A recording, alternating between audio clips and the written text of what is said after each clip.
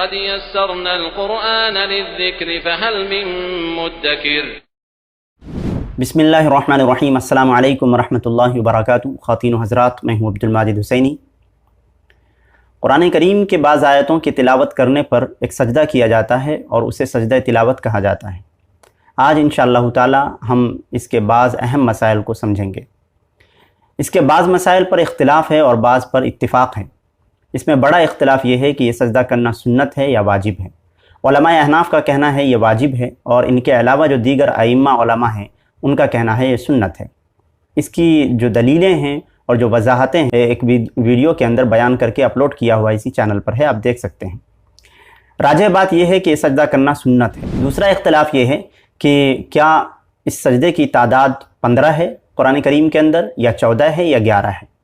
بعض ائمہ کا کہنا ہے 11 مقامات پر سجدے کرنے چاہیے، بعض کا کہنا ہے 14 پر، اور بعض کا کہنا ہے 15 پر۔ علماء احناف جس میں دیوبندی حضرات ہیں، بریلوی حضرات ہیں، ان کے علاوہ دیگر علماء ہیں، ان کا کہنا ہے کہ 14 سجدے کرنے چاہیے، اور 17ویں پارے کے اخیر میں جو ایک سجدہ ہے اسے وہ چھوڑ دیتے ہیں۔ ان کے علاوہ اور دیگر علماء ہیں، ان کا کہنا ہے کہ قرآن کریم کے اندر 11 سجدے کرنے چاہیے۔ ان کی 11 کی تعداد الگ ہے، لیکن یہ بہت تھوڑے علماء ہیں جو ان کا کہنا ہے۔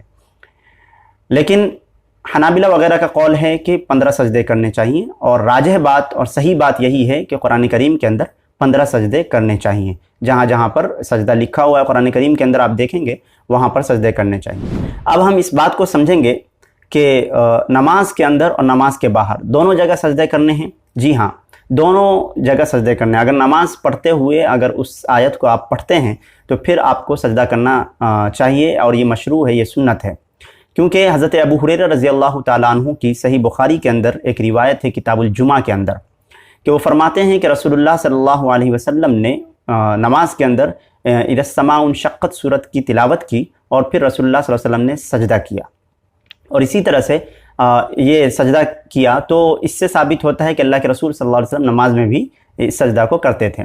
اور اسی طرح سے حضرت عبداللہ ابن عمر رضی اللہ تعالیٰ عنہ کی ایک روایت ہے، اس روایت سے یہ ثابت ہوتا ہے کہ نماز کے باہر بھی سجدہ کرنا چاہیے۔ اس کے اندر یہ ہے کہ اللہ کے رسول صلی اللہ علیہ وسلم وہ فرماتے ہیں کہ اللہ کے رسول صلی اللہ علیہ وسلم ہمارے پاس سورت تلاوت کیا کرتے تھے، آپ صلی اللہ علیہ وسلم سجدے کی آیت تلاوت فرماتے اور سجدہ کرتے، اور آپ کے ساتھ ہم بھی سجدہ کرتے، حتیٰ کہ ہم میں سے کسی ایک کو بعض اوقات اپنی پیشانی رکھنے کی جگہ بھی نہیں ملتی تھی۔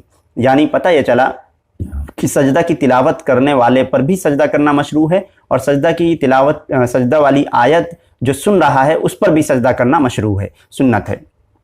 اور صحیح مسلم کی ایک روایت میں ہے کہ نماز کے علاوہ، یعنی فی غیر صلاۃ، یعنی نماز کے علاوہ ہماری یہ حالت تھی، یعنی نماز کے علاوہ جو رسول اللہ صلی اللہ علیہ وسلم آیت تلاوت فرماتے تو لوگ سجدہ کرتے، اتنی بھیڑ ہوتی، سب کے سب سجدہ کرتے تھے، تو جگہ بھی نہیں بچتی تھی۔ اب یہاں پر ایک اختلافی مسئلہ یہ ہے کہ کیا اس سجدے کے لیے وضو کا ہونا اور قبلہ رخ ہونا ضروری ہے؟ تو اس مسئلے میں علماء احناف کی اکثریت یہ ہے، وہ کہتے ہیں کہ جی ہاں، وضو بھی ہونا چاہیے اور قبلہ رخ بھی ہونا چاہیے، لیکن ان کے علاوہ جو دیگر علماء ہیں، ائمہ ہیں، ان کا کہنا ہے نہ ہی وضو کی ضرورت ہے اور نہ ہی قبلہ رخ کی ضرورت ہے۔ اگر ہوں تو بہتر ہے، لیکن نہ ہوں تو اس میں کوئی حرج نہیں ہے، کیونکہ یہ نماز نہیں ہے۔ ان کی دلیل یہی روایت ہے جو ابھی میں نے اس سے پہلے بیان کی، حضرت عبداللہ ابن عمر والی، کہ حضرت عبداللہ ابن عمر رضی اللہ تعالیٰ عنہ فرماتے ہیں کہ بعض فی غیر صلاۃ، یعنی نماز کے علاوہ نماز کے باہر یہ سچویشن ہوتی تھی کہ جب بھیڑ سجدہ کرتے تھے تو ان کے پاس جگہ بھی نہیں بچتی تھی، یعنی جس پر وہ پیشانی رکھ سکے۔ تو پتہ یہ چلا کہ اگر سب ترتیب کے ساتھ قبلہ رخ ہیں تو پھر جگہ کا کوئی مسئلہ ثابت نہیں ہوتا، مسئلہ نہیں آتا۔ اس کا مطلب ہے کہ جو جیسے رہتے تھے اسی طرح سے وہ سجدہ کرتے تھے، اور جس حالت میں رہتے تھے اسی حالت میں سجدہ کرتے تھے۔ پھر ایک پوری بھیڑ کا وضو سے ہونا ثابت کرنا یہ محال ہے، لہذا پتہ یہ چلا اس روایت سے کہ اس کے لیے نہ ہی وضو ضروری ہے اور نہ ہی قبلہ رخ ہونا ضروری ہے۔ تو بغیر وضو کے اور بغیر قبلہ رخ کے بھی یہ سجدہ کیا جا سکتا ہے، لیکن بہتر یہی ہے کہ آپ سجدہ کریں تو وضو بھی کر لیں اور پھر کیا کہتے ہیں قبلہ رخ بھی ہو جائیں، لیکن نہیں ہے تو اس میں کوئی حرج نہیں ہے، یہ کہنا میرا مقصد ہے۔ اب یہاں ہم سمجھتے ہیں کہ بعض ائمہ کا قول دیکھ لیں کہ اس تعلق سے کیا فرماتے ہیں۔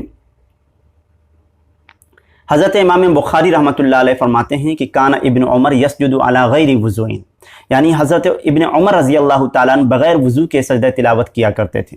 اور یہ کہاں موجود ہے؟ صحیح بخاری کے اندر تعلیقاً جو روایت ہے کتاب السجود القرآن کے اندر، وہاں پر یہ موجود ہے، اور حدیث نمبر 1071 ہے۔ تو پتہ چلا ایک صحابی ہیں حضرت عبداللہ ابن عمر بغیر وضو کے سجدہ کرتے تھے۔ اسی طرح سے امام ابن تیمیہ رحمۃ اللہ علیہ فرماتے ہیں کہ سجدہ تلاوت چونکہ نماز نہیں ہے، اس لیے اس کے لیے شروط نماز مقرر نہیں کی جائیں گی، بلکہ بغیر طہارت کے بھی جائز ہے، جیسے کہ حضرت ابن عمر کا عمل بھی ثابت ہے، اور یہ کہاں ہے؟ مجموع الفتاویٰ کے اندر ہے۔ اسی طرح سے امام شوکانی یہی بات فرماتے ہیں کہ بغیر وضو بغیر قبلہ رخ کر سکتے ہیں۔ اس کے علاوہ بھی اور دیگر ائمہ ہیں، جیسے امام ابن حزم ہیں، وہ بھی اسی بات کے قائل ہیں، اور اسی طرح سے عبدالرحمن مبارک پوری رحمۃ اللہ علیہ وہ بھی اسی بات کے قائل ہیں۔ اب یہاں ایک بات آتی ہے کہ سجدہ تلاوت کے لیے تکبیر کہنا چاہیے یا نہیں۔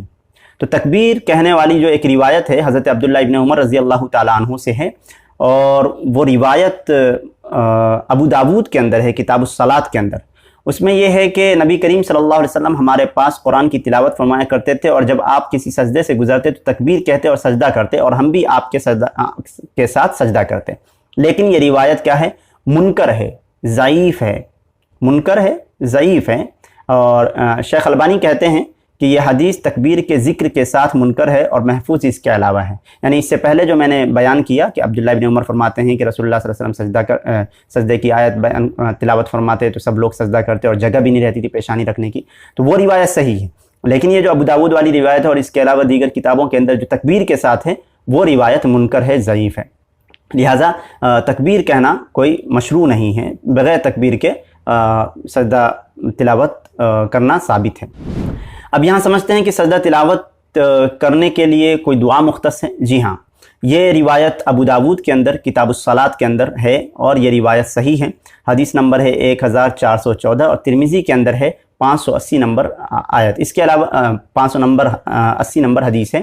اس کے علاوہ دیگر سنن جو کی کتابیں ہیں جیسے نسائی وغیرہ، اس کے اندر بھی یہ حدیث موجود ہے۔ حضرت عائشہ رضی اللہ تعالیٰ عنہ اس کی راویہ ہیں، وہ فرماتی ہیں کہ نبی اکرم صلی اللہ علیہ وسلم رات کو قرآن کے سجدوں میں یہ دعا پڑھتے تھے، قرآن کے سجدوں میں یعنی سجدہ تلاوت میں یہ دعا پڑھتے تھے، سجدہ وجہی للذی خلقہ وشق سمعہ وبصرہ بحولہ وقوتہ فتبارک اللہ احسن الخالقین۔ اس کو میں ایک بار اور ریپیٹ کرتا ہوں، چاہیں تو آپ یاد کر سکتے ہیں۔ سجدہ وجہی للذی خلقہ وشق سمعہ وبصرہ بحولہ وقوتہ فتبارک اللہ احسن الخالقین، اور یہ روایت صحیح ہے، مستدرک حاکم کے اندر بھی یہ موجود ہے۔ اور اگر آپ کو یہ دعا یاد نہ ہو تو نارمل جو آپ سجدہ میں پڑھتے ہیں، سبحان ربی الاعلیٰ، سبحانک اللہم ربنا وبحمدک اللہم اغفر لی وغیرہ، وہ سب بھی آپ پڑھ سکتے ہیں۔ تو یہ تمام مسائل تھے، ان مسائل کا مجھے امید ہے کہ آپ حضرات نے اس کو سمجھ لیا ہوگا، اور کسی بھی طرح کا کوئی سوال ہو اس تعلق سے تو مجھے ضرور آپ کامنٹ کریں، انشاءاللہ تعالیٰ میں جواب دینے کی کوشش کروں گا۔ اجازت دیجیے، السلام علیکم ورحمۃ اللہ وبرکاتہ۔